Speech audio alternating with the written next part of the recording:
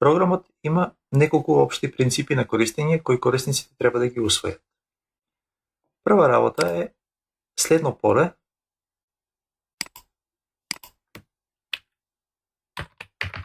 е со тап од тастатурата. Се наоѓа на левата страна испод Escape. Значи тап е следно поле. Враќање едно поле назад е Shift тап. Значи нема потреба од кликнување со глувчето на следно поле, туку се оди со тап.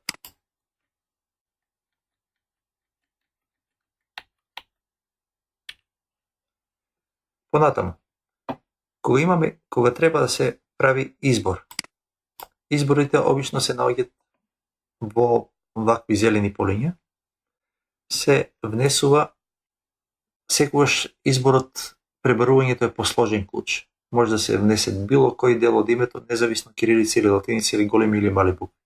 Например, бараме некоја фирма, го внесуваме дел од името и притискаме тап и се појавува цел список на фирми. Ако сакаме да избереме нешто од листата, кликнуваме на елементот од листата се затвора и се избира тој дел. Ако сакаме да избереме, да ја затвориме листата без избор, се кликнува на насловот. Можеме да вставиме сложено пребарување, еве, А, С, К. Кај што го има А и кај што го има СК. Секаде го има.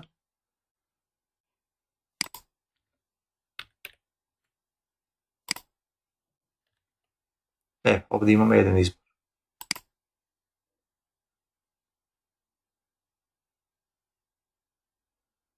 Бришење на ред.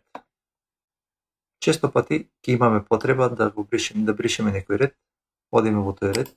Ако имаме дозвола ако немаме некоја забрана за бришење, се притиска од тастатурата Ctrl Delete, Left Ctrl и Delete. Delete рекорд. Океј. Бришењето е неповратно, значи нема undo. Ако сакаме да избришеме цел налог, цел документ,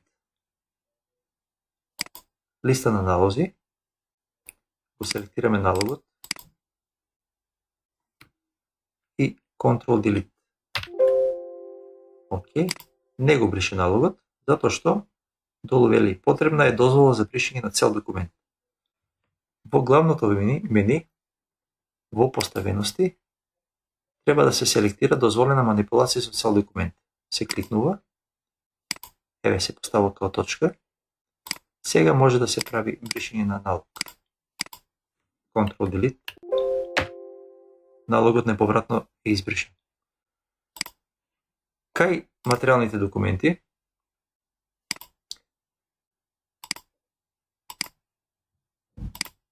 на прашалникот се појавува листа на документите и сега ако сакаме да избришеме некој од документите,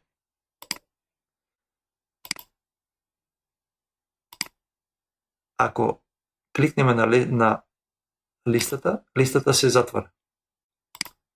За да не се затвори листата, треба да кликнеме на на коцкичето лево од елементот кој сакаме да го бришеме. Со веќе дозволена манипулација со цел документ, ова може да го избрише. Ctrl Delete, документот го нема.